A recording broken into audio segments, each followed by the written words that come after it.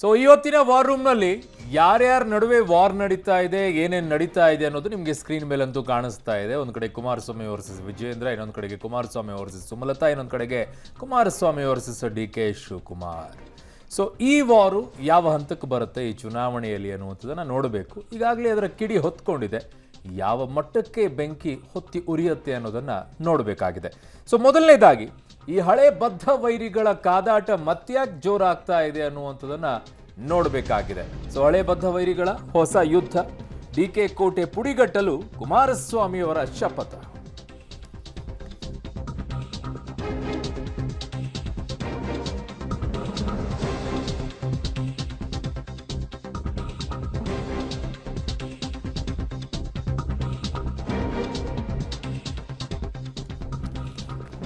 So ಹಳೆ ಬದ್ಧ ವೈರಿಗಳ ಹೊಸ ಯುದ್ಧ ಇದು.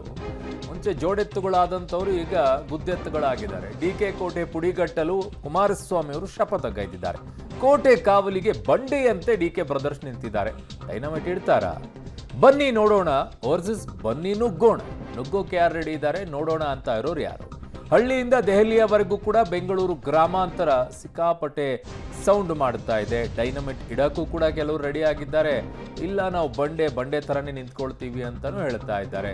ಅದೇನೇ ಆಗಿರಲಿ, ಈಗ ಜೋಡೆತ್ತುಗಳು ಗುದ್ದೋಡಕ್ಕೆ ರೆಡಿ ಆಗಿದ್ದಾರೆ ಡಿ.ಕೆ. ಶಿವಕುಮಾರ್ ಜೊತೆಗೆ ಕುಮಾರಸ್ವಾಮಿ ಅವರು.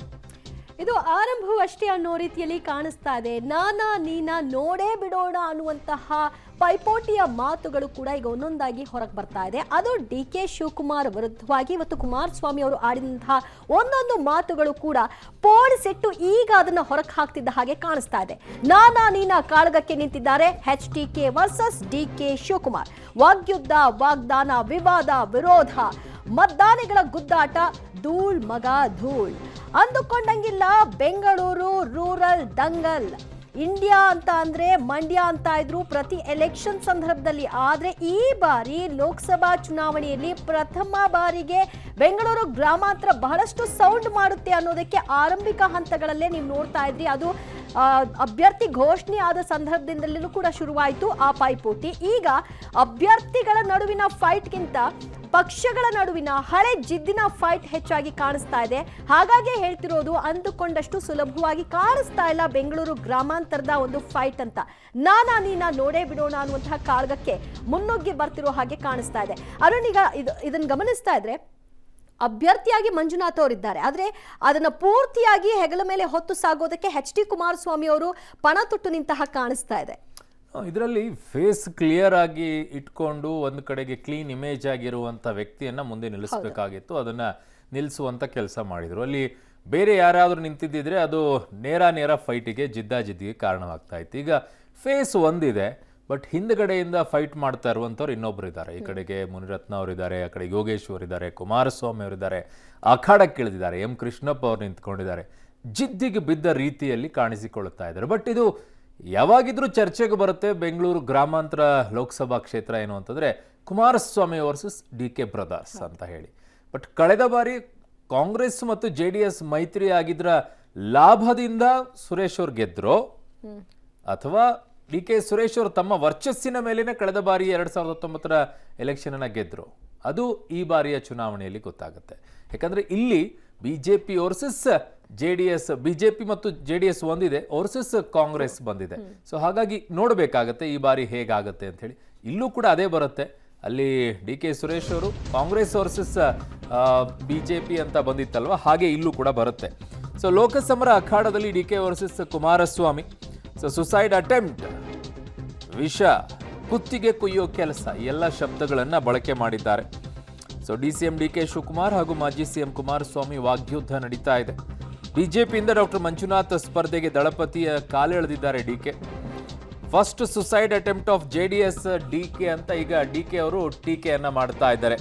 ಸೊ ನನಗೆ ರಾಜಕೀಯವಾಗಿ ವಿಷ ಹಾಕಿದ್ದೀರಿ, ಕುತ್ತಿಗೆ ಕೊಯ್ಯೋ ಕೆಲಸ ಮಾಡಿದ್ದೀರಿ, ಅನುಕಂಪ ಬೇಕಿಲ್ಲ ಅಂತ ಕುಮಾರಸ್ವಾಮಿ ಅವರು ಹೇಳ್ತಾ ಇದ್ದಾರೆ. ಸೊ ಇದೆಲ್ಲವೂ ಕೂಡ ಈಗ ಇಬ್ಬರ ನಡುವೆ ಆರಂಭವಾಗಿದೆ. ಕಿಚ್ಚು ಜೋರಾಗಿ ಹೊತ್ತಿಯುರಿಯೋ ಎಲ್ಲ ಲಕ್ಷಣಗಳು ಕೂಡ ಕಾಣಿಸ್ತಾ ಇದೆ. ಅದರ ಆರಂಭ ಬೆಂಕಿ ಹತ್ತಿದಾಗ ಅದರ ಕಿಡಿ ಮೊದಲು ಚಟಪಟ ಅಂತಾನೆ ಕಾಣಿಸ್ಕೊಳ್ಳುತ್ತೆ. ಚಟಪಟ ಅಂದ ಮೇಲೆ ಹೇಗೆ ಹೊತ್ತಿ ಉರಿಯುತ್ತೆ ಅನ್ನೋದನ್ನ ನೋಡಬೇಕಾಗಿದೆ. ಏನು ಮಾತನಾಡಿದ್ದಾರೆ, ಏನೇನಿದೆ ಇಬ್ಬರ ನಡುವೆ ವಾಗ್ಯುದ್ಧ ನೋಡೋಣ. ಇದು ನಮಗೆ ಮೊದಲಿಂದಲೂ ಇದು ಗೊತ್ತಿರೋ ವಿಚಾರನೇ. ನನಗೆ ಯಾವಾಗ ದೇವೇಗೌಡರು ಯಾಕೆ ಅವ್ರ ಹಳ್ಳಿನ BJP ಸಿಂಬಲಲ್ಲಿ ನಿಲ್ಲಿಸಿದ್ರು, that was the first suicide attempt of JDS. ಅದು ನಾನು ಎಕ್ಸ್ಪೆಕ್ಟ್ ಮಾಡಿರಲಿಲ್ಲ. ಅಲಯನ್ಸ್ ಅಂದಮೇಲೆ ಎಲ್ಲರೂ ಓಟ್ ಹಾಕಲೇಬೇಕಾಗಿತ್ತು. ಬಟ್ ಅವ್ರ ಪಕ್ಷಕ್ಕೆ ಒಂದು ದೊಡ್ಡ ಮುಜುಗರ ಉಂಟಾಗಿದೆ. ನಾನು ಅದಕ್ಕೆ ಇಂಟರ್ಫಿಯರ್ ಹಾಕಿ ಇಷ್ಟ ಇಲ್ಲ. ನಾನು ಅವ್ರದ್ದು ಸಿಟ್ಟಿಂಗ್ MLAಗಳಿದ್ದಾರೆ, ಸಿಟ್ಟಿಂಗ್ MP ಗಳಿದ್ದಾರೆ. ಕೆಲವು ಕಡೆ 2 ಕ್ಷೇತ್ರದಲ್ಲಿದ್ದರು, ಕೆಲವು ಕಡೆ ಒಂದೊಂದು ಕ್ಷೇತ್ರದಲ್ಲಿದ್ದರು. ಅವರ ಸ್ಟ್ರೆಂತು ಅವ್ರಿಗೆ ಬೇಕಾಗಿತ್ತು. ಬಟ್ BJP ಸ್ಟೈಲೇ ಅದು. ನೀವೇನು ಇದು ಒಂದೇ ರಾಜ್ಯದಲ್ಲ, ಎಲ್ಲ ರಾಜ್ಯದಲ್ಲೂ ಕೂಡ ಈ ರೀತಿ ನಡ್ಕೊಂಡು ಬರ್ತಾಯಿದೆ. ಸೊ ನಾನೇನು ಕಾಮೆಂಟ್ ಮಾಡೋಕ್ಕೆ ಹೋಗಲ್ಲ. ನಾನು ಯಾಕೆಂದರೆ ಅವ್ರ ಇಂಟರ್ನಲ್ ಪಾರ್ಟಿ ವಿಚಾರ ನಾನು ಇಂಟರ್ಫಿಯರ್ ಆಗೋದು ನಮಗೆ ಸರಿ ಇಲ್ಲ. ಅವ್ರವ್ರ ಪಾರ್ಟಿದು ಅವ್ರವ್ರ ತೀರ್ಮಾನ ಮಾಡ್ಕೊಳ್ಳಿ, ಇಷ್ಟು ಮಾತ್ರ. ಆ ಸಿಂಪತಿ ಇರೋ ಥರ ಹೇಳೋಬೇಕನ್ಸಿದ್ದನ್ನೆಲ್ಲ ಹೇಳ್ಬಿಡೋದು, ಆಮೇಲೆ ನಾನೇನೋ ಅವ್ರ ಪಾರ್ಟಿ ಬಗ್ಗೆ ಮಾತನಾಡಲ್ಲ, ಅದು ಅವ್ರ ಪಾರ್ಟಿ ಡಿಸಿಷನ್ ಅಂತ ಹೇಳೋದು. ಅಂದರೆ ಇದು ಒಂಥರ ಸ್ಟ್ರಾಟಜಿ ಅಂತ ಅನಿಸುತ್ತೆ, ಮಾರ್ಮಿಕವಾಗಿ ಟೀಕೆ ಮಾಡೋದು. Style of D K Shivakumar ಅವ್ರು ಯಾವಾಗೂ ಕಡ್ಡಿ ಮುರಿದಂಗೆ ಹೇಳುವಂಥವ್ರಲ್ಲ. ಅದೊಂದು ರೀತಿಯಾಗಿ ಬಟ್ಟೆ ಸುತ್ತಿ ಹೊಡೆದ ರೀತಿಯಲ್ಲೇ ಇರುತ್ತೆ.